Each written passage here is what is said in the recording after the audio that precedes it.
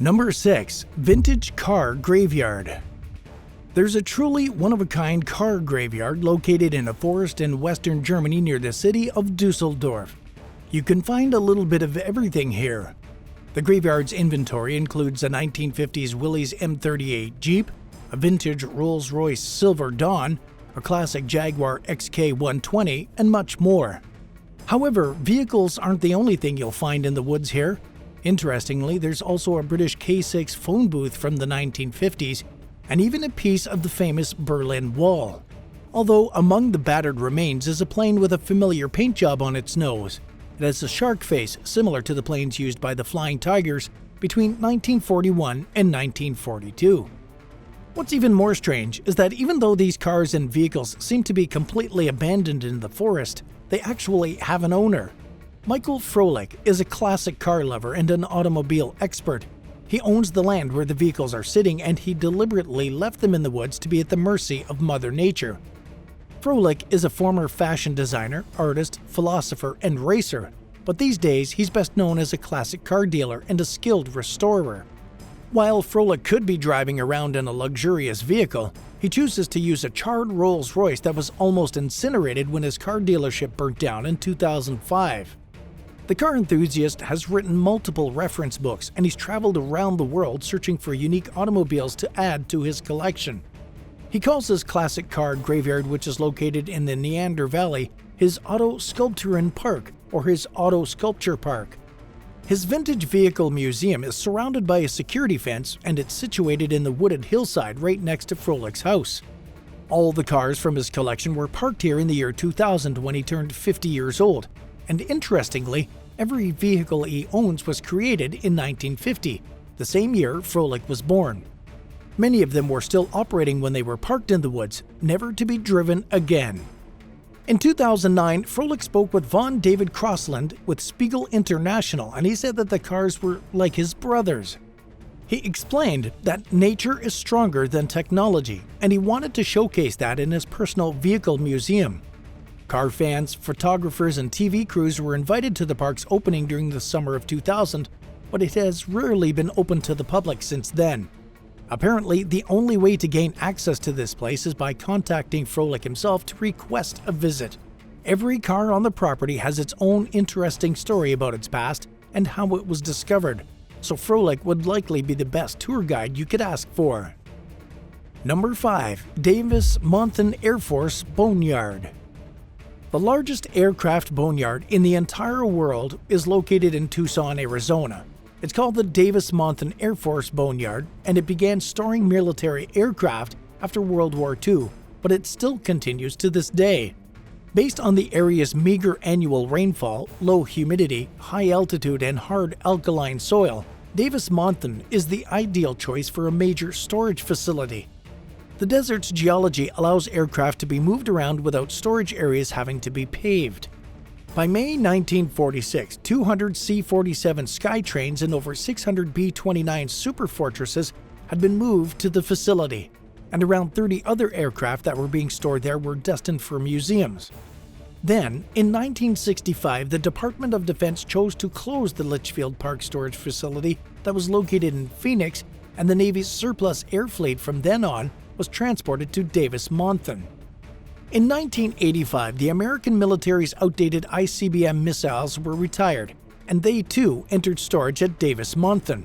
While it's unclear just exactly how many aircraft and other military vehicles and equipment are stored there, it's safe to assume that it's a lot. Based on the fact that the facility opened its doors in 1925 and that the boneyard spans a whopping 2,600 acres, it's anybody's guess as to how many aircraft are in storage here. Back in 1973, during the end of the Vietnam War, they were allowed to store over 6,000 aircraft, so it makes sense that there would be more than that today. Number 4. Motorcycle Lover's Paradise. David Cuff, also known as Dynamite Dave from the website Classic Cycles, had the unique opportunity to explore Lockport, New York's motorcycle graveyard in September of 2010. He first caught wind of this place in April of that same year, when pictures began to pop up on Chris Seward's Flickr account. Image after image of hundreds, maybe even thousands of vintage motorcycles were posted to his profile, sparking Dave's interest. This motorcycle graveyard began to crop up on motorcycle blogs, and Dave just couldn't get the place out of his head. So he decided to take a trip to New York with a couple of his friends to check it out for himself. On September 17th, Dave and his pals drove 9 hours on their sports bikes to North Lockport, where the motorcycle paradise was located. When they arrived, the group hung out around the Erie Canal, where the building the motorcycles are housed in is within eyesight. According to his story on Classic Cycles, Dave was trying to get a feel for the area, and he said he was casing the building like a bank robber. After a while, they made their way over to it, trying to look as inconspicuous as possible. They found a trail that led around to the back of the building, which is when they discovered that it was actually 3 structures linked together. Dave and his friends had to walk through 2 of the buildings before they entered the motorcycle lover's paradise. Dynamite Dave explained that the place was completely trashed and there was stuff everywhere. He wasn't sure if there were squatters or homeless people living there or what, and he didn't know if the owner of the motorcycles would show up, so they explored quietly and slowly. They found a door leading down to the building's basement, where they found the impressive collection of vintage bikes. It was extremely dark, and the group didn't bring a flashlight, so they used the flash of their phones to get a good look around. The place was absolutely littered with motorcycles. The building was at least 3 stories high, and there were holes in the main floor where bikes were falling into the basement.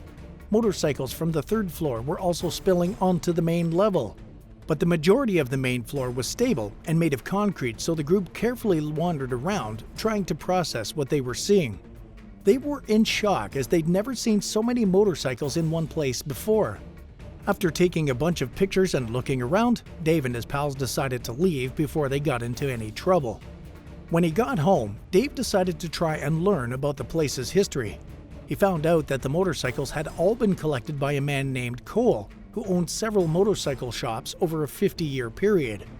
Cole would buy inventory from defunct dealerships and would take trade-ins of motorcycles. He purchased the building sometime in the 1970s and filled it with all of the bikes he'd collected over the years. Then, in 1997, he sold the place and all the motorcycles within it to another man named Frank, who operated the business under the name Cole's Cycle Salvage. Frank began paying the back taxes on the building, but after Cole passed away in 2002, the place started to fall apart. The roof needed to be replaced, but it was going to cost over $300,000, a price that Frank simply could not afford. The building ended up being condemned by the city, who eventually assumed ownership of it and all the motorcycles inside of it. However, Frank sued the city of Lockport for ownership and rights to the contents of the building and won, but he was given a deadline to get rid of everything by mid-November 2010. Dave became personal friends with Frank, and before the deadline, he met up with him to buy some of the motorcycles that were left in the building. It's not exactly clear how much of the warehouse full of motorcycles was worth, but based on a quick eBay search, each bike was likely worth at least $2,000. When Dave explored the building, he said that there were hundreds of motorcycles, so it's not unlikely that the whole stash of vintage bikes could be worth over $1 million. Would you rather find an abandoned plane or an abandoned vintage car in the woods? Let us know in the comments below, and while you're at it, hit that subscribe button. Number 3. Russia's Olenya Bay Submarines. A Cold War graveyard full of submarines exists in Russia's Kola Peninsula. This place is half hidden in Olenya Bay, next to an off-limits naval base. It was a secret for a long time, only uncovered in 2011. In an area where reindeer, Arctic foxes, and polar bears roam, giant metal skeletons occupy the waters of the peninsula. In the area surrounding Nezametnaya Cove near the town of Gadzhievo in Murmansk Oblast is a graveyard where old Russian submarines went to die. After they served their duty underwater, the subs were transported to this restricted access zone sometime in the 1970s, but after that, they were abandoned. The location isn't far from the Finnish border, where strong winds blow for most of the year. During the Cold War, shipyards had a difficult time completing the orders they received for military ships, and there wasn't much time to figure out how to dispose of old submarines. According to Recycle Nation, some of the subs were used for target practice during military exercises, and many of them were sunk in the process. Other submarines were simply left to decay and rust in the bay, floating to the surface like bloated whale carcasses. Not much time was wasted thinking about the stricken subs, but over time, oil from the vessel's hulls began to pollute the water.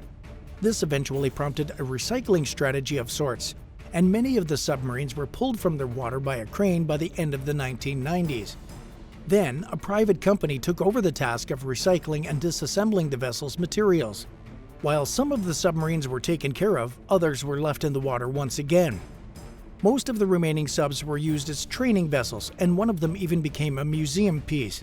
But an image taken by Google Earth in 2007 shows that at least 7 hulks survived, although they're likely beyond salvaging now.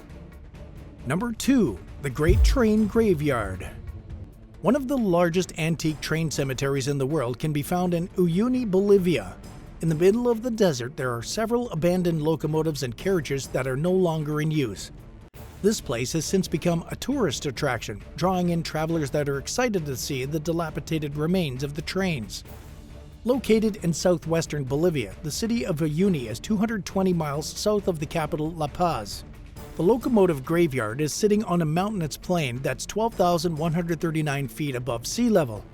Uyuni was founded as a trading post in 1890, and its position in the Andes made it a rather convenient crossing point between Argentina, Bolivia, and Chile, so 4 different railway lines met here. The British Mining Company built the railway system between 1888 and 1892 because they believed that the country would flourish if it had a good transport system as well as connections to Pacific ports. The development of the railways increased the country's mining exports significantly, and Bolivia quickly became the world's largest producer of tin. Unfortunately, the demand for tin grew during World War II, and Bolivia simply couldn't keep up. When the war was over, the mining industry collapsed here, leaving over 100 trains that once carried materials abandoned in the salt flats. And at number 1, Sierra Army Depot. On a 36-acre area of land between the mountains that sit on the border between Nevada and California, there's a massive military machinery graveyard. After America fights in a war, the military dispatches all of its equipment and munitions, and most of the time, they end up in the Sierra Army Depot. This place has machines as big as the M1 Abrams battle tank and items as small as individual bolts. On February 2, 1942, General George C. Marshall signed General Order No. 9, effectively bringing the Sierra Army Depot into being. The depot's motto is "Readiness since 1942," and there's about 80 years of history to substantiate it. The word Sierra references the location of the American military depot, as it's located east of the Sierra Nevada mountains. The storage of supplies is this place's primary operation. The depot was expanded in 1947 in order to include the complete demilitarization of ammunition and weapons.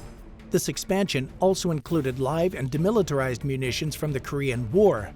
Sierra Army Depot also played a vital role throughout Operation Iraqi Freedom, Operation Enduring Freedom, and the Vietnam War. It shipped containers full of supplies overseas to troops on the battlefield, including tracked and wheeled tactical vehicles, maintenance equipment, fuel systems, and hospital supplies. However, a lot of equipment and military vehicles that were too far gone were simply left abandoned at the Sierra Army Depot, and several storage facilities were constructed in order to house the depot's large inventory of supplies and vehicles in order to keep them safe from an unexpected Japanese attack. Which of these graveyards do you think is worth the most money? Let us know in the comments below. If you enjoyed today's video, be sure to give it a thumbs up and subscribe to the channel. Thanks so much for watching, and we'll see you next time.